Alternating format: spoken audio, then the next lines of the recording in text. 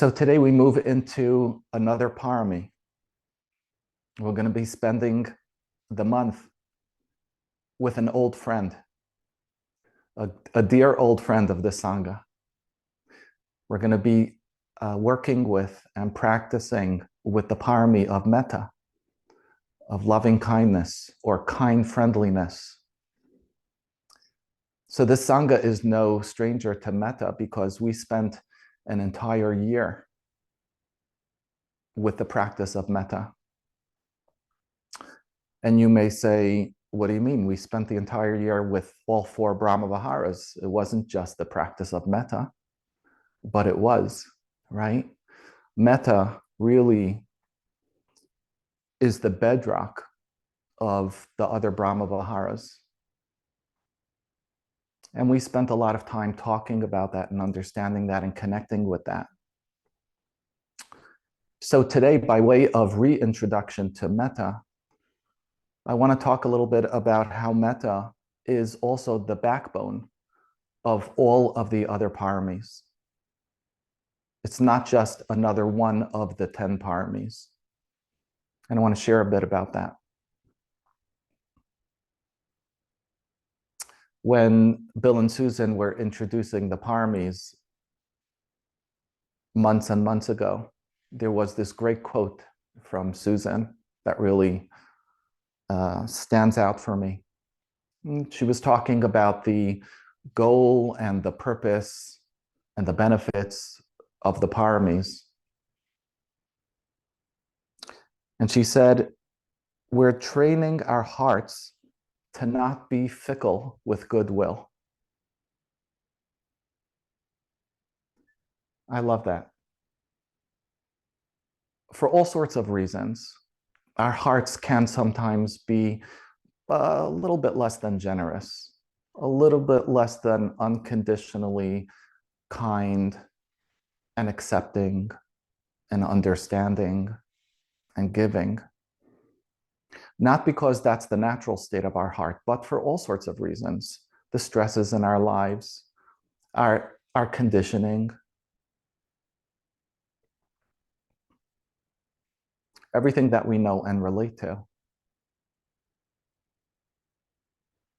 So the paramis are a practice that is primarily off the cushion. It's a way of seeing the benefits of this practice and of this tradition in our lives.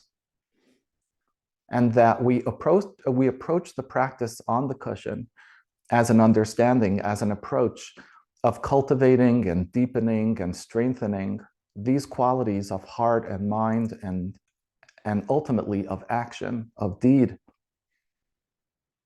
so that we have them available in our lives, in the entirety of our lives, off the cushion.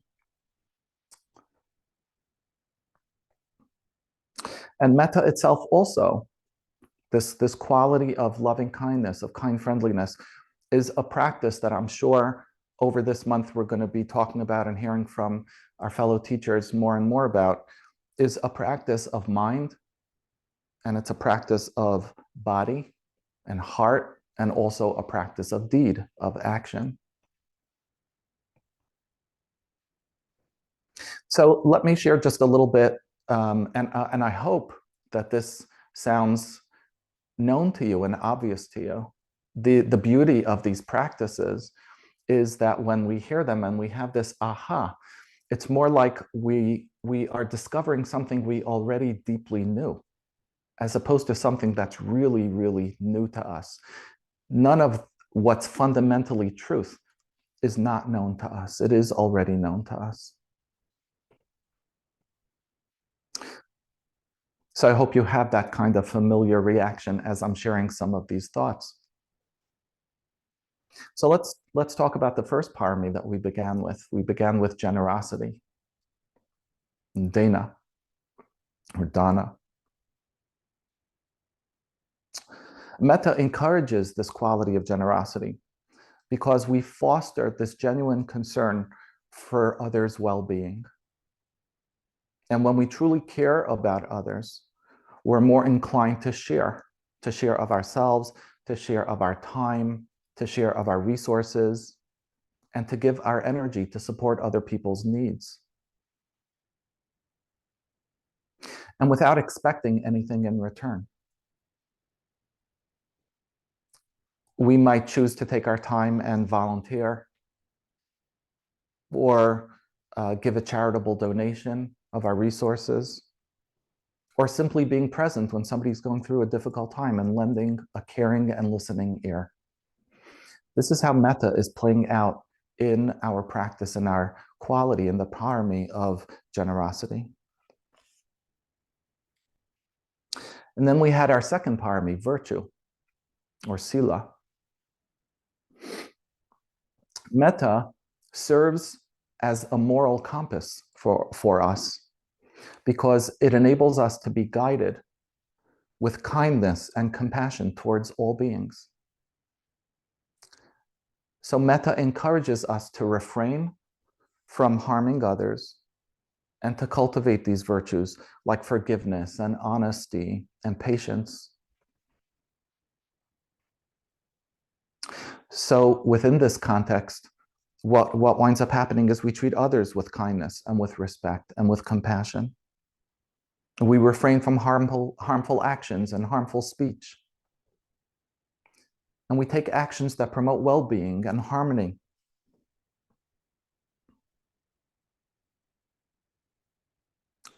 And then we had the third parami of renunciation.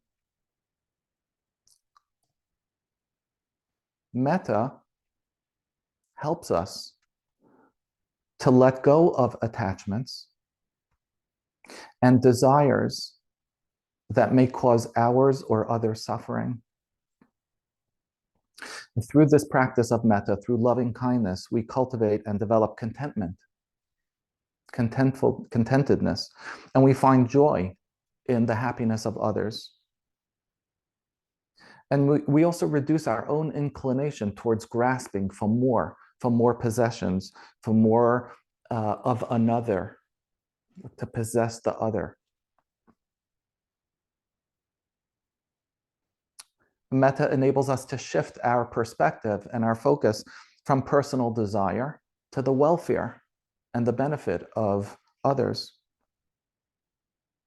In this practice of renunciation with metta, with the heart and the soul of metta, we may choose to simplify our lifestyle.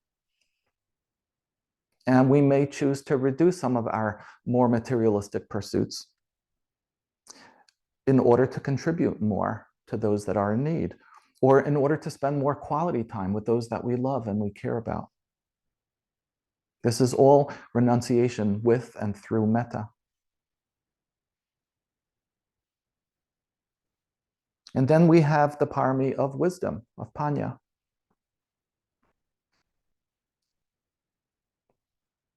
Metta is a very essential aspect of wise understanding, of wisdom.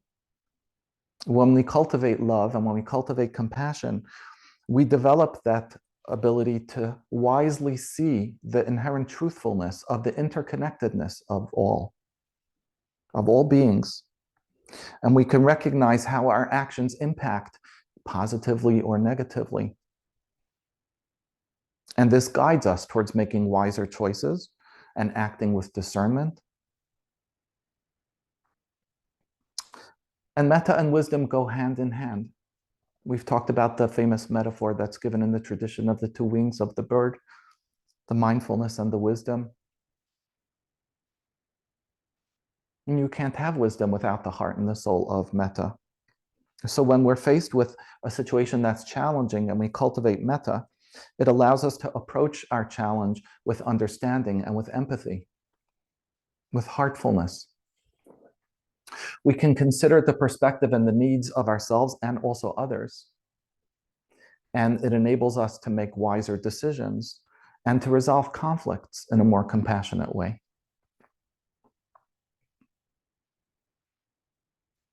And then we have the parami of effort. Metta provides the motivation to put effort into this development, energy into this development of our spiritual self.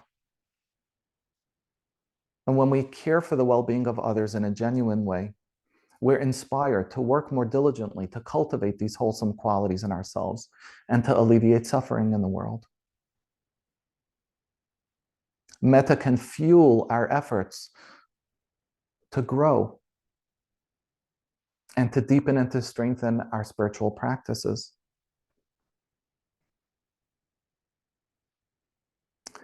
It gives us the effort necessary to overcome obstacles and to develop a more loving and compassionate nature.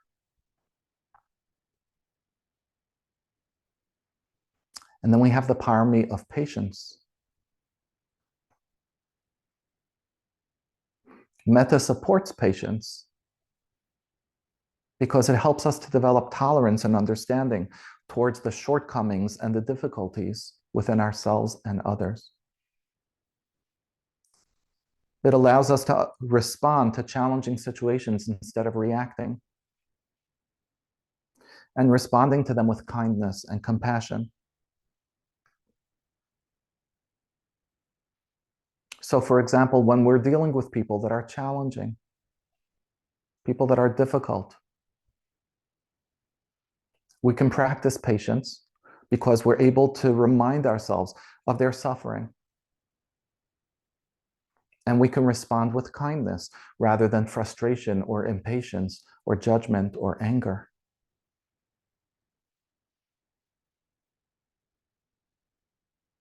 Then we have the parami of truthfulness. Metta encourages truthful speech because it's rooted, this type of truthful speech is rooted in compassion and non-harm. We're not going to be brutally honest. We're going to be kindfully honest and authentic. So when we genuinely care for others, we're much more likely to speak honestly and skillfully, considering the impact of our words and avoiding harmful speech.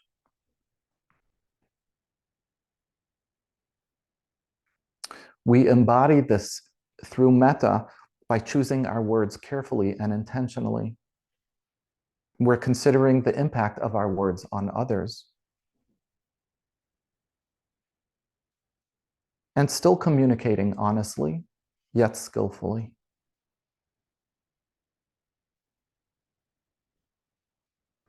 And then we have the parami of determination. Metta provides us the strength and the resolve to stay committed to our spiritual path. When we cultivate love and kindness, we're less likely to be discouraged by the setbacks and the obstacles that we experience. And we develop and strengthen our determination to continue our practice for the benefit of ourselves and all beings. Metta gives us an inner strength and a resolve to persevere with our goals and our aspirations. So when we genuinely care about the well-being of others, we're much more likely to have a sustainable effort, an effort that has sustainability to it, despite all the setbacks and the self-doubt that we may experience along the way, because our motivation is extending beyond personal gain and for the greater good.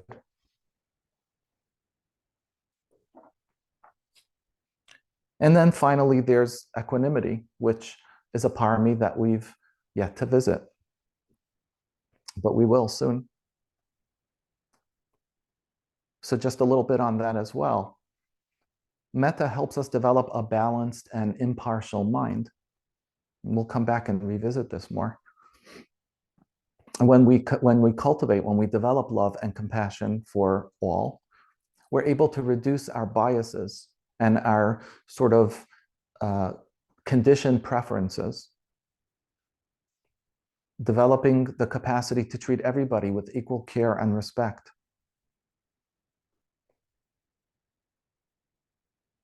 We're able to recognize the inherent worthfulness of all individuals, regardless of their background, and regardless of the differences between us and them. And we're able to respond to situations with a balanced and compassionate mind.